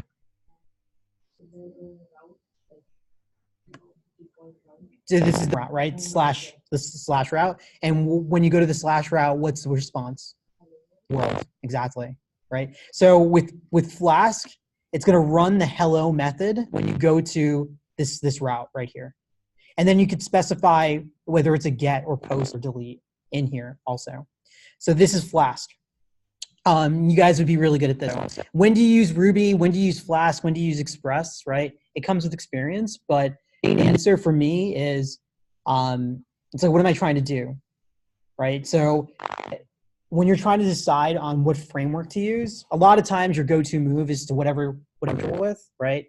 But once you're good at a few frameworks, so I'm really good at Ruby. I'm pretty good at Node. I'm all right at like Erlang. I mean Elixir and PHP. I'm like okay at them. So which one do I use normally? Usually I try to use Ruby because I'm really fast with it. I've made so many apps with it. But here's the thing, like let's say I find a Node package that does exactly what I need, right? I find a Node package, it does exactly what I need. Then I would not use Ruby. I would use Node. But let's say I find a Python package that's like, it's really maintained and it does its, but there's a package that does it, but it's not really maintained. Meaning the last time someone updated the GitHub repo years ago, whereas the Flask one was, whereas the Python was, it was updated like a day ago. Probably go towards the Python one at that point. So you're trying to use the community. Like they have different communities. In Python, there are a lot of, there's a ton of machine learning and data libraries. Like a ton of, it's not that Python's better for machine learning, it's that there's just a lot of libraries are maintained well in the Python world. Whereas in Ruby, if you're doing like relationship, if you're doing relationships or like a customer relationship management system, like a CRM or like an admin panel, man, there's so many things in Rails that makes it easy. Matter of fact, there's a package you install, it takes all your tables and turns it into an admin panel for you automatically. Another package, it's crazy, it's called Blazor in Ruby. It turns a Siri into a dashboard, right? It literally makes charts automatically. You write select star whatever table and it'll make a chart for you automatically. And then you can modify it. It's insane. Like there's so many things in Ruby that are like, that make those easy to do. So it's called Blazor, Ruby Gem. So you just see, yeah, business intelligence mates. What's crazy about this is there are things there that cost maybe hundreds of dollars a month that do this, but it's free in Ruby, which is crazy. So here, I just do select star from ratings limit 10. It gives me all the data. And there's another one where it gives you charts. So it'll automatically give you just two. I'm surprised they don't have a picture, but I tried this out. It's like so cool to get like an automatic chart from a SQL query. So there's CodeIgniter in PHP. It's very similar to what you've learned, right? It's just in PHP. I've used it for jobs where the team just knows PHP. And in Java, there's something called Spring Boot. Spring, don't use Spring. There's Spring Boot. It's very similar to Express, but it sucks because it's like Java. The reason why Java's hated is because it's really verbose. You'll have like lines in Ruby. You'll have like 130 lines on. You'll have 250 lines in Node, and then you'll have like 1,000 lines in Spring Boot. There's just so many words to do the same thing in Ruby, Node, and Python. But there are a lot of jobs in Java, right? There's a ton of Java jobs in like rural areas. You go to Texas, if you go to New Jersey, if you go to the Midwest, right? There are lots of jobs here too, but in the Bay Area, you can get a job in like any language, right? So I was just trying to say that a lot of these things are very similar. And what I'm going to do right now before we leave is just start up my Python Flask app, right? So I have a machine learning flap all done, and that's what we're going to go over. So with Python, for whatever reason, not for whatever reason, a lot of people in Python are grad students. Tons of grad students all over the world use Python, which is why a lot of the things aren't as good as Node. Right, like Node was made by developers, not by grad students. So grad students don't really care about like things like a package.json file, right? They don't really care about things like that. So in Python, it's not really common to make like a package.json file. Instead, there's a requirements.txt file. It's like an afterthought, right? That's what web developers that use Python have started doing. They make a requirements.txt file. And instead of npm, they have something called pip, PIP. Right. So pip is kind of like npm. So in Python, you use something called virtual env. It's an actual Python package. And virtual env, you make like a virtual environment. It's basically a folder. The virtual environment is essentially the same thing as a node modules folder, right? Except you get to name it whatever you want. So over here, I'm naming my virtual environment flask beginner, right? And then after you make your environment, you have to activate it, right? And then if you want to shut it down, you write save deactivate.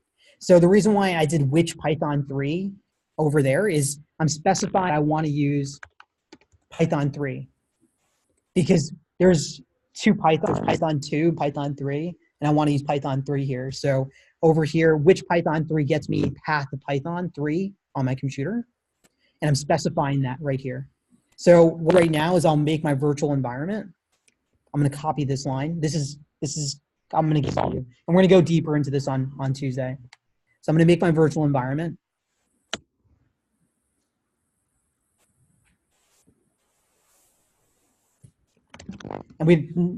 And I'm going to activate it now. So it made a folder called Flask Beginner. I'm going to activate. When you activate it, it's going to look a little bit different. So you'll see what virtual environment you're using in your terminal. And then what I'm going to do is I'm going to install everything inside requirements.txt. All the packages inside of it. So how do I do that? I think it's pip install. Yeah, pip -r requirements.txt. That's going to install all the Python packages in requirements.txt. Very similar process. There's no consistent way that people do it online, which is kind of frustrating. Whereas for Node, there's a very consistent way.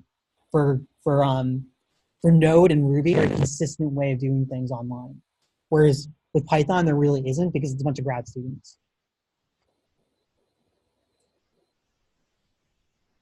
So it's installing some big packages right now. Because I didn't clean out the package, the requirements.txt file. I'm installing all the machine learning too. That sucks. Just hang on. I just want to show you this thing before you leave. Damn it. Install faster. What time is it? 9:30. Sorry.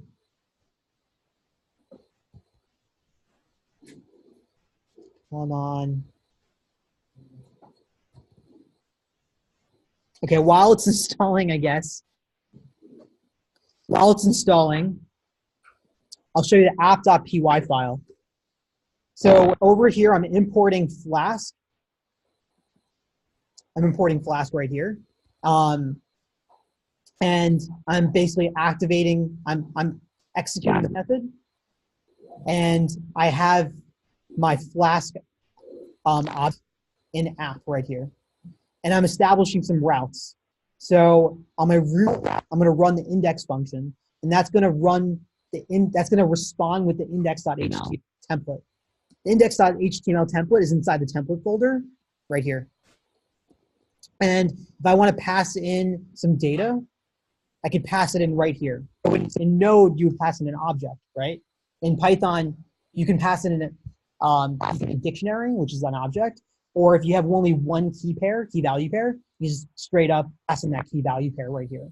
So I'm passing in a key called pred, which is set to 23. And index.html, I can use, it's kind of like EJS right here. It's kind of like EJS.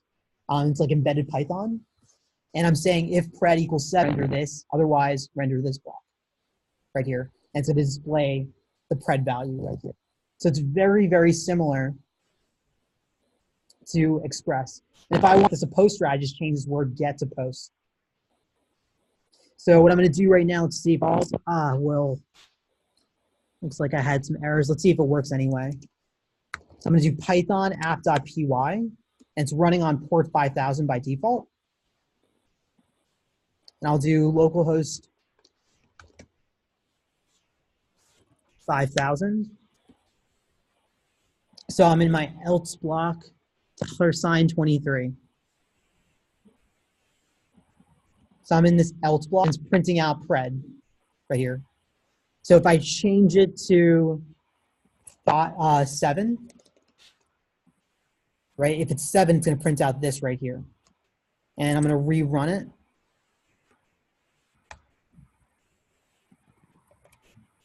Right? It prints out the if block right now. So we'll go over this further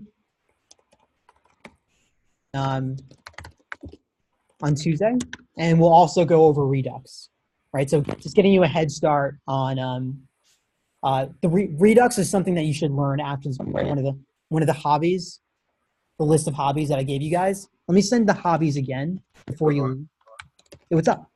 Are you gonna send that out also? Yeah, I'm gonna send all this out. Yeah, Alright. send all this out. I'm gonna just send out the hobbies, like what to do after you graduate, which is the most important thing to take away. I have a new class starting on June 11th. You guys are welcome to come by, do interview problems in the back, right? Work on homeworks in the back of the class, ask Kit questions. So you guys are welcome to come back and redo your homework assignments. I think whatever June 11th is.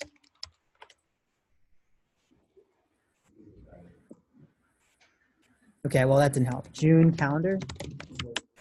It's a Tuesday, so it's Tuesday, Thursday, Saturday, same thing. So work on your projects. Whoever wants to, we'll present on Thursday. Thursday.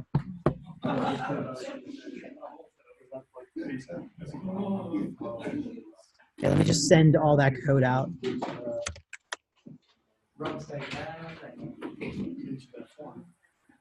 Basically,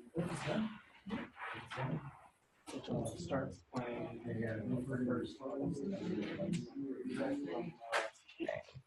I'm sending out all the code right now.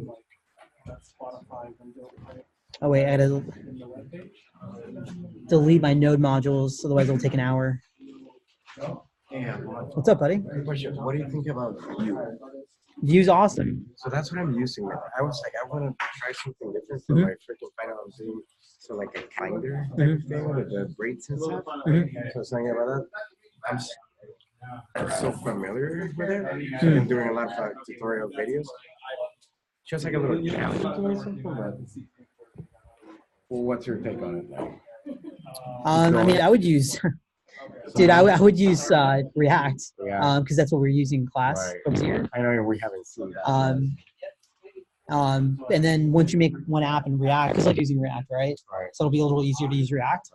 I have helped a student with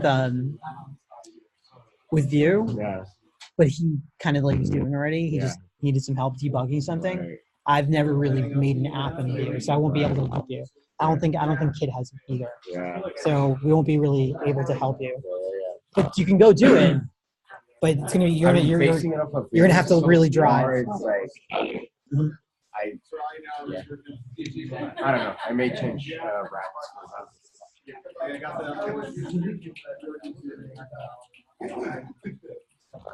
What's up, Carol? Well, I'm sorry. 1 second.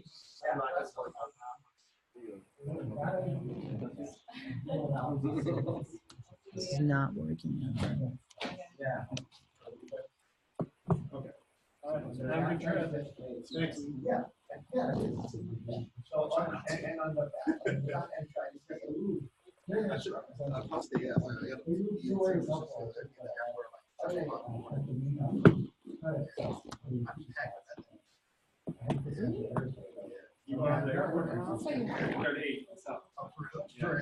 Oh, where are you going? I haven't hacked either.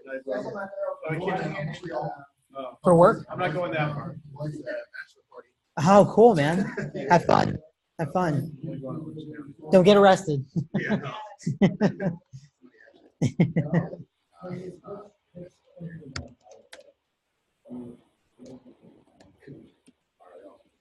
Take care, buddy. Have fun. I'm just gonna zip this up and send this out real quick before I forget. The train going to Oakland is like. Let's intro Nick real quick. That's bad. Yeah. Wait, do you take? Do you take Antioch? No, Palm Springs. Warm Springs? Yeah, Palm Springs. Warm Springs. Is it scary? I'm not. You're on the BART. Is it scary? Is it scary at night? Well, Depends. It can depend. Yeah. My friend told me it was scary. It's more. It's unreliable. Unreliable. Like it only went like 20 minutes, and then that's like 20 minutes turns into 30 minutes. Yeah, so you just drive in. and everybody told me like to stay towards the first spot. Yeah, because if you're close out there, right? Oh, what's safer? Well, yeah, the first you stop. See, when he gets off, he stops. It's on the train. Yeah, when you get off, I'm on there. You're fine. Yeah, you're fine. It's nice to ride near the first The first car. time. Because can the conductor see you? Yeah. Okay, so then they would probably step in if something bad happened. That's how the police. Our police. Yeah. But the bar police, they're not on train, right? Yeah. They are on the train? Yeah. Oh, okay. Like, yeah. You're near the front. Yeah. Oh, okay. And some of them are like undercover. Oh, really? Yeah, so you don't get to really, like, they've gotten better, I think, with all the crime being. That's good. I didn't know that they were undercover. Some of them are. That's really good. That's really good because You think it was it's a not. regular It was person? really scary. A few times. I can wait. Oh no, we're good. We're good.